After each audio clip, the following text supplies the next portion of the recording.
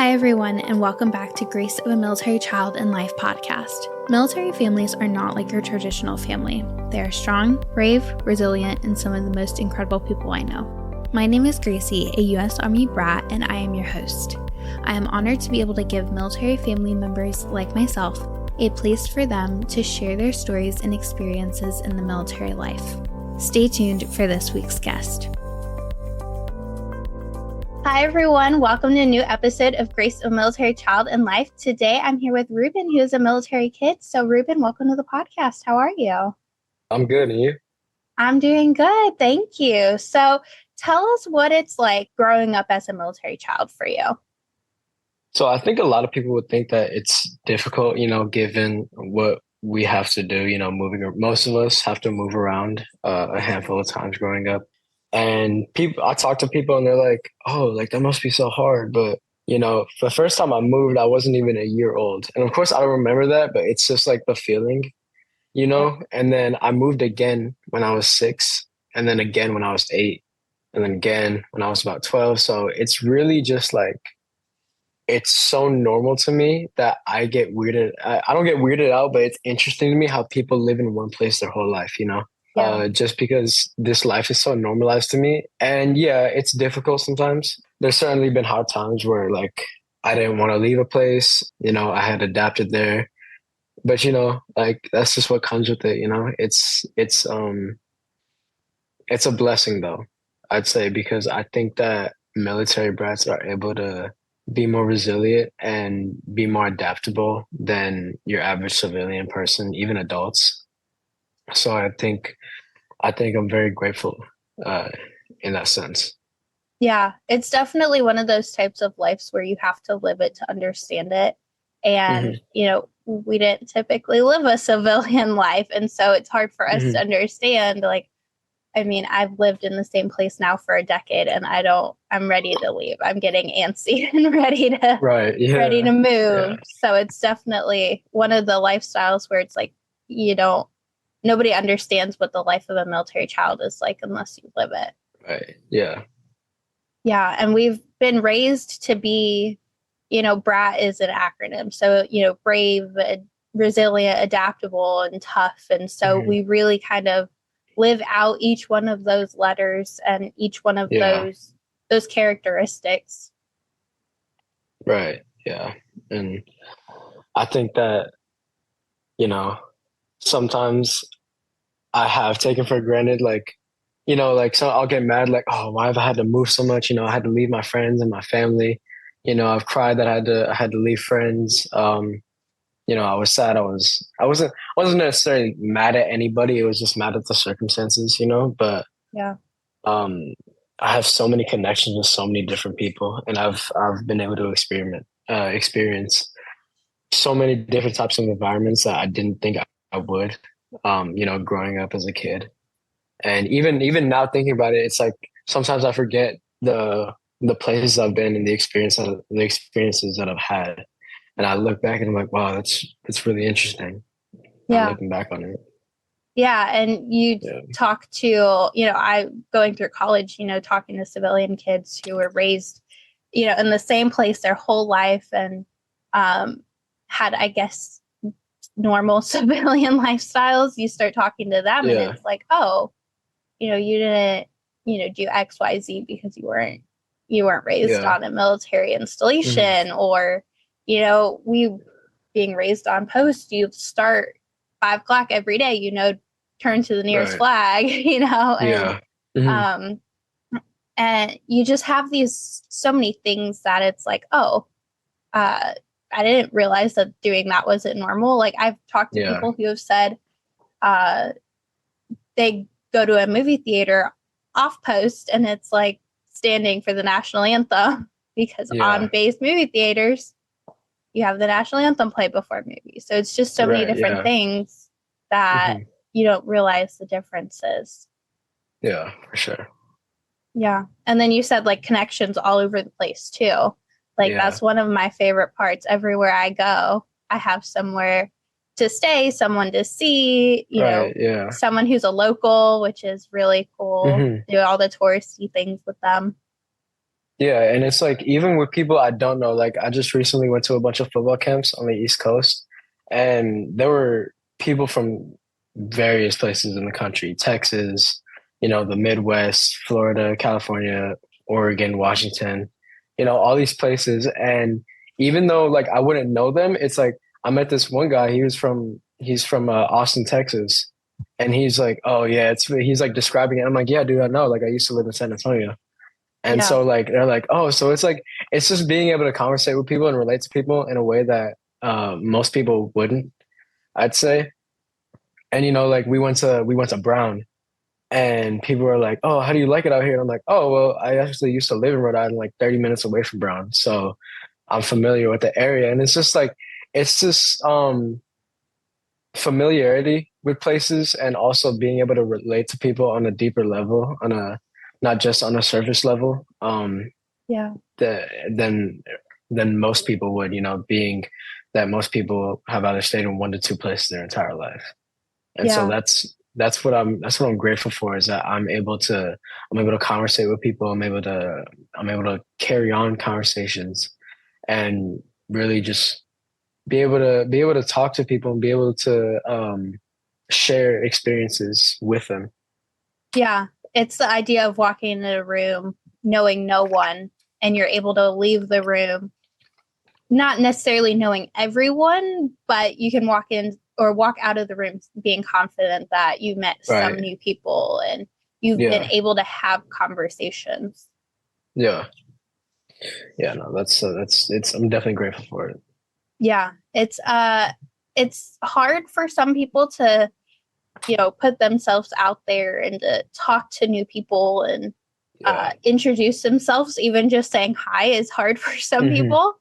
But I Yeah. think because of the lifestyle we've lived, because of the traveling, because of the moving, Right. living coast to coast, or, the farthest west I've gone is San Antonio. But, Yeah. being able to move all over the place, you're kind of forced to put yourself out there, meeting new kids, being the new Yeah. person in school multiple times. Yeah. And so it's definitely easier for us to walk in somewhere and walk out meeting so many new people. Right. Yeah. That's another thing. Like, I'm glad I'm able to be bold enough to go and introduce myself to people. That's something that I was taught by my parents, but also this lifestyle taught me, because I've I've gone to eight or nine different schools my entire life. And most of them being through elementary and middle school. And so I was taught that as a young kid to introduce myself to people, to make connections, to make friends.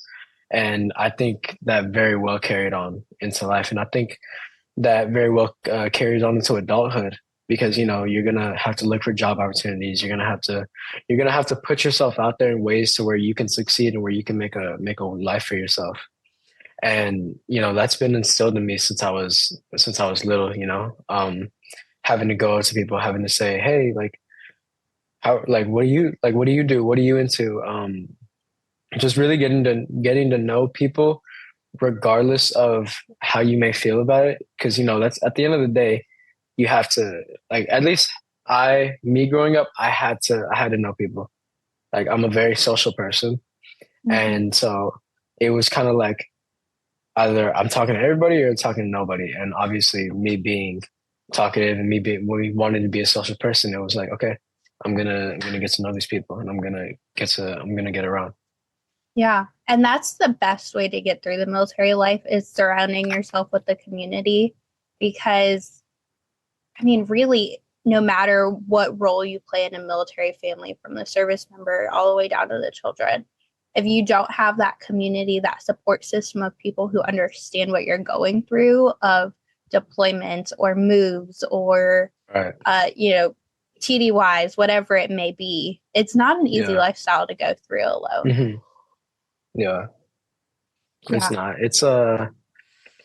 It was, despite all the positives that came out of it, there were definitely some hard times. I never felt I really had a place up until now because I lived in San Diego.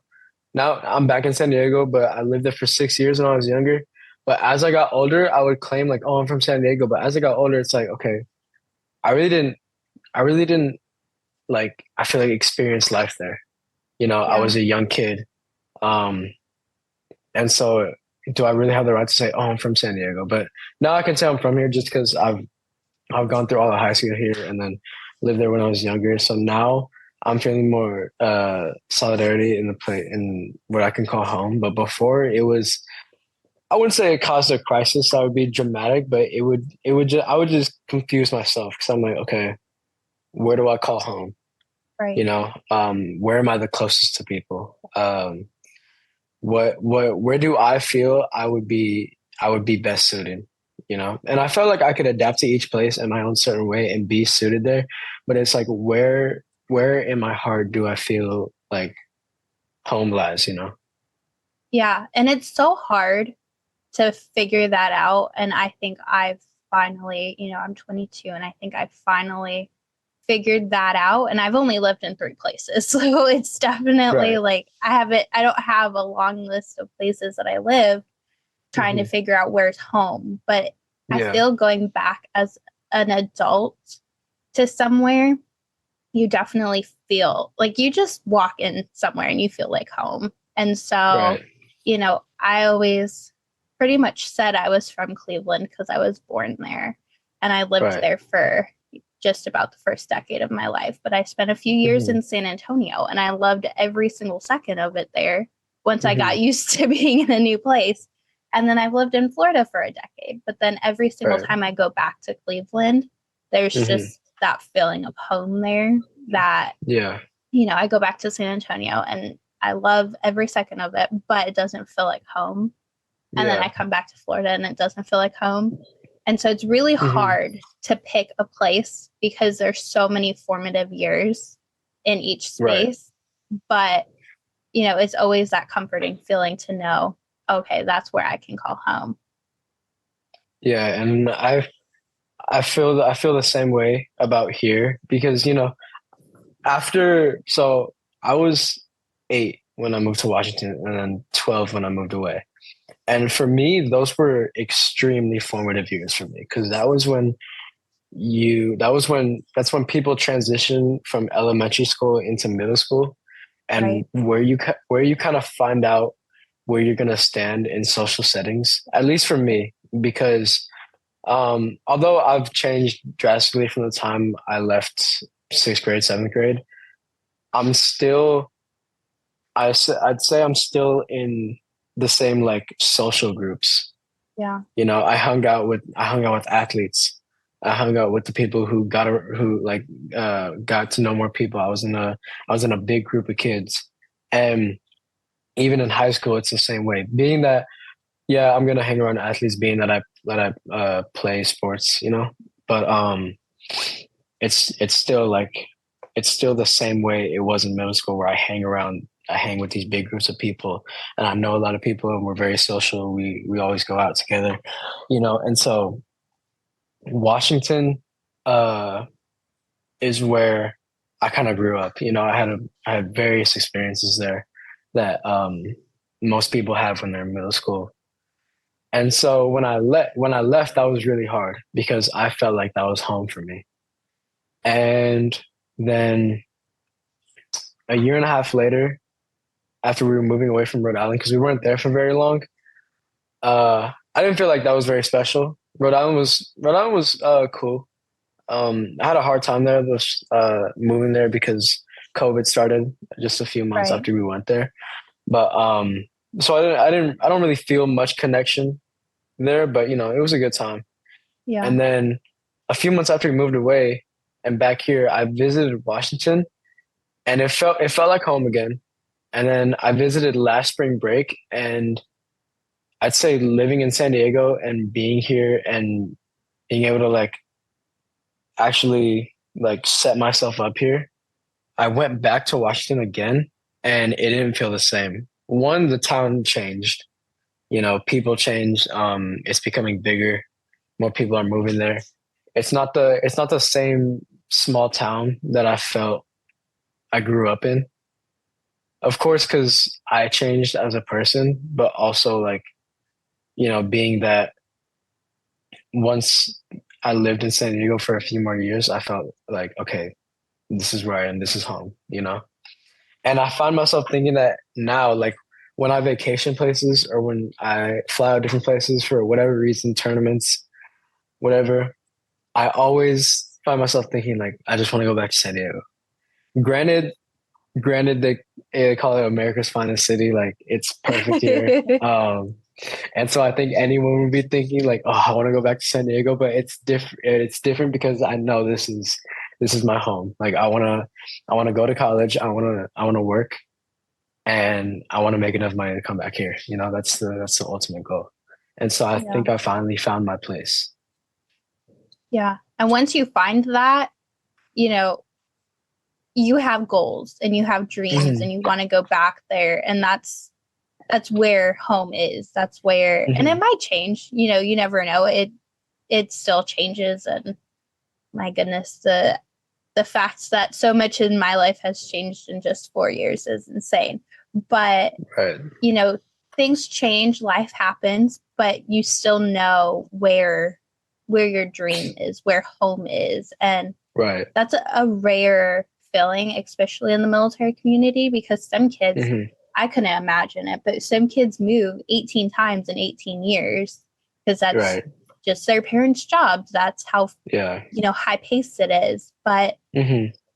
for them, it's hard to find, where, because I was in San Antonio for similar ages where you were in Washington, where I was like 9 to 12. And those Hmm. were, big years of my life. I was meeting new people. I was going to new places, Yeah. trying new food. I had not really had, Tex-Mex or Mexican food before until I moved Yeah. there and, Hmm. trying all these new things. And I think that's where my life was really, really changed, during those Right. years. And so Yeah. I think most people say their high school years are their formative years.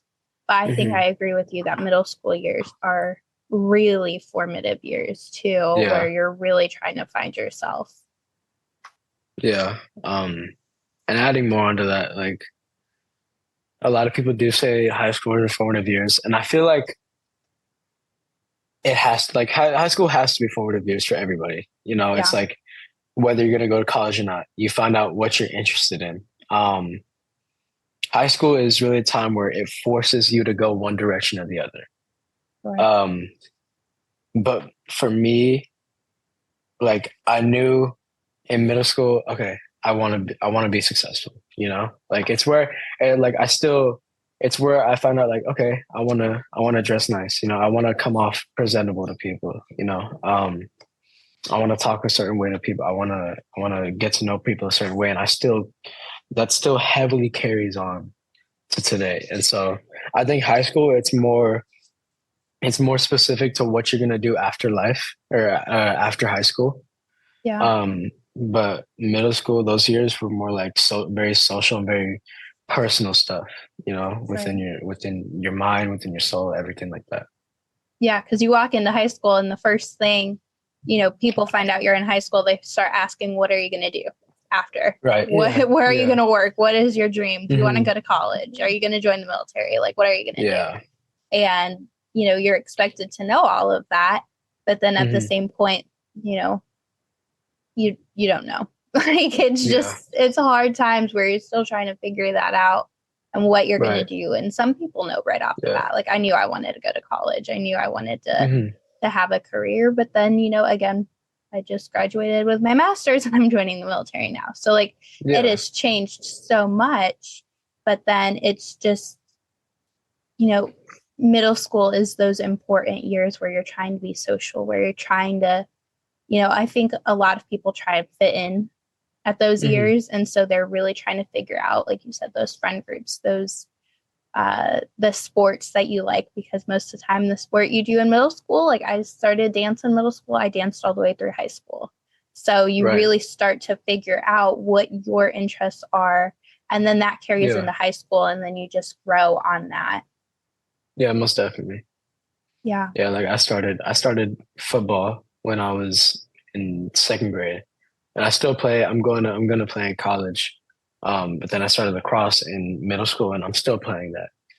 You know, Right. so it's just it's like things that are very personal to you, or at least for me, things that were personal to me started in that sixth, seventh grade year. And you're very right about the career thing. Once you get to high school, people are asking you, what do you want to do? What do you want to go to college? And that's especially prevalent in my school because I go to a very academic private school here in San Diego. And that's like, even though it's a high school, middle school, but I started in high school. And I can tell from middle school, people are drilled with the idea like, okay, you have to do this to get this job, and then do this. This is how you gotta, this is how you gotta make connections. This is how you have to network. And it's just strictly business, you know? Yeah. And so it's not your typical high school, I'd say, where you can kind of just like, I'd say I don't want to I don't want to downplay other schools because they're like I went to good schools, you know. Yeah. But it's very strict in my school. You have to do this to be successful, and then that teaches you how to be as an adult. Um, but it makes it so that people are very focused on what their career paths are going to be. That it doesn't give much time for being social, and so that's why I'm so grateful that I was able to that during my late elementary and middle school years, I was able to be in so many different places, Yeah. um, and know so many different people, so that I could figure that out before I came here. You know. Yeah. And it's definitely fun too because you're seeing so many different areas of the country and Right. not Yeah. just, because you go to the East Coast versus the West Coast. Like we have so many different just characteristics and traits, Oh north yeah, for versus sure. south. And then even like I'm in Florida. And so you have the South and then you have the Florida South. Like it's so different. Yeah, it And is. that's one of the best parts, I think, is being able to just see so many different parts of the country and be able to learn so much about different cultures and not Oh just, yeah, for sure. growing up in one small town your entire life and spending, Hmm. uh, you know, your adult life thereafter. And so, like, Yeah, we moved, so many different places to so many different, yeah. or so many different times to so many different places that we're so culturally rounded where I Hmm. think it does also make it easier to be more social. Yeah, for sure. Most definitely. And like you were saying about the small town, like people talk to me and they're like, "Oh my God, you've lived in so many places and you've gone to so many schools like that. That must be crazy." And it's like I said, like it fascinates me how people live in one place their whole life, and especially small towns, because Yeah. it was interesting. I just flew back to San Diego a few days ago, and we were going from the East Coast to the West Coast, and we were flying over Kansas, I think. And you look down, and it's just these tiny small towns in the middle of nowhere. And it was so interesting to me that I even took a picture of it and was like, people just really spend time, people really live here their entire lives and know the same 500 people their whole life. Yeah. And I was looking, and it's fascinating. Fascinating to me. There's so many different parts of life that we don't even know about. Like I saw there was a football field in that small town. Like people have whole lives that are out here, and I've been in so many different places that I can't imagine just being in a circle, my Yeah. whole life. And that's what fascinates me is just people grow up together their whole lives, and I couldn't imagine that, like Yeah. the only people I've spent time with my whole life is my family, my Yeah. mom, my dad, my brother, and that's really all I know, which Yeah. is why I think my family's so close. Yeah. Military families, like you have your own little unit. Like you tend to be so much closer to those people because those are the only people you can really rely on to be there. And, Yeah. you have extended family and all of that too, but they're not moving with you. It's Right. literally, I have one sister and then obviously my mom and dad, and it was always just the four of us. And Yeah. we had to make our way in Hmm. every new place that we moved. And, Yeah. again, putting yourself out there, meeting new people, but then also when you need something, it's relying on those people to help keep Yeah. you going. Right. And yeah, I've learned that throughout my life. And that's also one of the more difficult parts of being a military brat is that you get close to people and then you leave them and you still feel like you're close with them, but they go on and live their lives, Yeah. without you. And so I've gone back to places I've lived, and it's like I realized like, oh, I'm not close with these people anymore. And at first that hurt a little bit because I was like, oh, like especially with Washington. Because I went back and it's like it's not awkward, but it's like kind of starting over with people again because you're so different. And that's when I realized, okay, I know these people. I have a lot of connections with them. We grew up playing football together. We were close at one point, but it's not like that anymore. And that's just a part of life. And that's when I realized, like, I really have my family and my very close friends. And that's the people I can rely on. Yeah, I know all these people, but it's like at the end of the day, these are the people that are going to have my back. These are the people I'm going to turn to. And Yeah. so that's the sad part about it is that at least for me, I felt closer to people than how we were. Yeah. Um, and I only realized that we weren't as close when I went back. But now it's like it doesn't even faze me anymore because I know that's a part of life, and I know that people change, and I know that we're meant to drift away from people and meet new ones. Right. And that's important because, you start moving, and especially if you're friends with a lot of other military kids, they're going to start moving. They're going to, Yeah, because what else are you supposed to do? You're supposed to go out and make new friends. That's why our yeah, connections, our circles, our friend groups are so big hmm, because we move, we make new friends, we go new yeah, places, we, you right, know, all of these things. I always love when I can go back and, for me, the most part, it's military kids who I grew up with in Texas, but I can go back and say, oh, you know, we were friends like, gosh, a decade ago, but we can still right, talk like no time has passed because we understand yeah, the life that we've lived.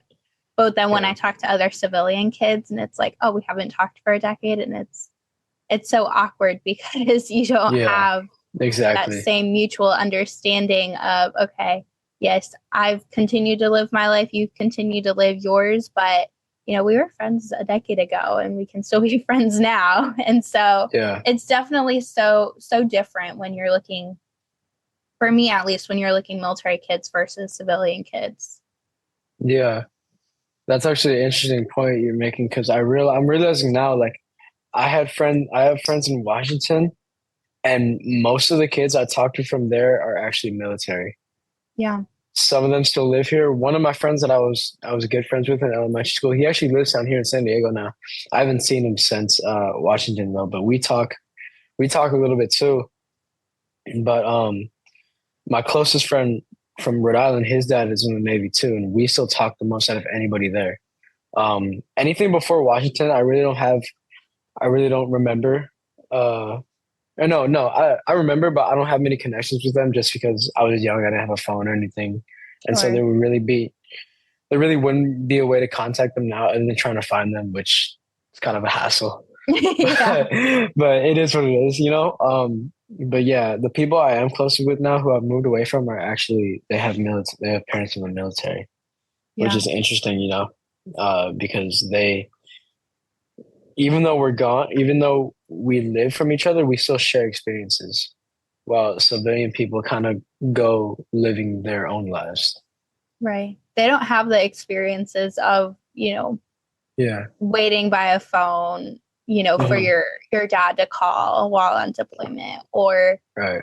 wondering if you're going to get the knocks on the door, or Yeah. those hard experiences that we face as military kids.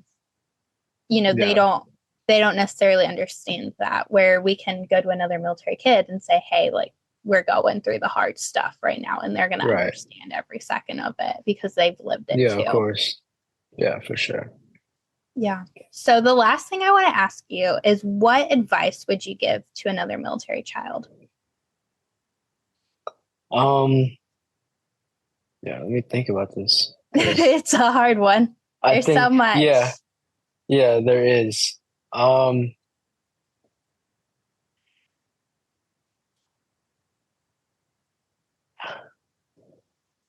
I'm trying to think about my certain experiences because I'd say that everything you're going through is for a reason.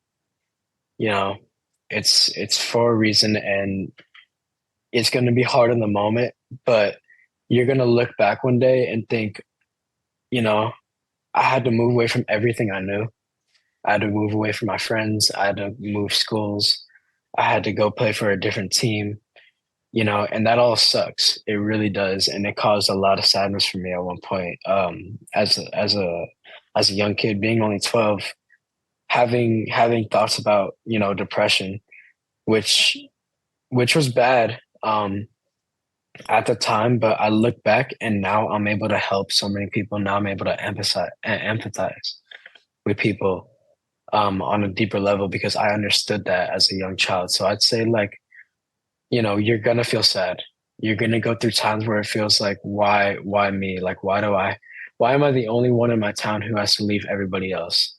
Right. I'm gonna say it sucks at the moment. I'm not gonna lie, but you're gonna look back and you're gonna be like, it did hurt, but it helped. Because now I know how to manage feelings at an older age better than most people can at this age as well, because you were going through those emotions at such a young age and you were able to adapt to them. So I'd say like everything you're going through now, it's gonna be worth it. Even though you don't want to put yourself in these situations, it's gonna help you in the long run for sure. Yeah. My favorite saying, even to this day, is everything happens for a reason. And so, like you said, it's going to be hard in the moment. You're not necessarily going to understand why. You're not going to understand, why it's you who's having to move or whatever the case may be. But you can look back and it makes you a stronger person. It makes you more well-rounded than your peers. Yeah, most definitely. And you're able to tackle so many more things in life because of it. For sure. Yeah, I completely agree. Yes. Well, thank you so much for being on the podcast and sharing what it's like, of course, being a military child. Yeah. No, it was my pleasure. I love talking about it. Thank you for listening to Grace of a Military Child and Life podcast. If you enjoyed this episode, be sure to give it a like, follow, and comment. Also, be sure to check out Instagram and Facebook at Grace of a Military Child and Life for more awesome content. For information on the podcast, Military Child Bigs and Littles, GoAMCL blog, or other resources, visit www.goamcl.org. You can also email me at Gracie, that's GRACIE @goamcl.org with any questions or comments. To be a guest on the podcast, you can schedule it at www.goamcl.org/schedule a podcast, all one word, or contact me via social media or email. Stay tuned for the next episode where another incredible story is shared.